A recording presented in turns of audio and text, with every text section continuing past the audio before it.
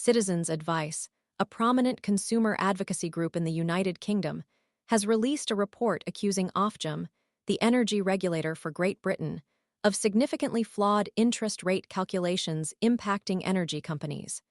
This miscalculation, according to Citizens Advice, potentially resulted in an overpayment of up to £3.9 billion by consumers. The report meticulously details how Ofgem's overestimation of borrowing costs for regional network companies, as interest rates began their upward trajectory, led to this substantial financial discrepancy. This overestimation occurred despite the fact that many of these companies, including prominent players such as National Grid, UK Power Networks, and Scottish Power, secured fixed-rate borrowing terms, effectively shielding them from the full impact of rising interest. The crux of the issue lies within Ofgem's intricate system of cost recovery for regional energy networks. This system, comprised of a complex web of assumptions and calculations, is designed to allow these companies to recoup their operational expenditures while simultaneously incentivizing them to enhance profitability by exceeding Ofgem's performance targets.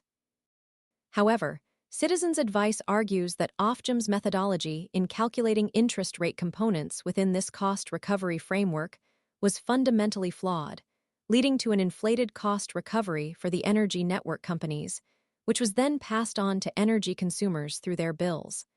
The report highlights the significant implications of Ofgem's alleged miscalculations.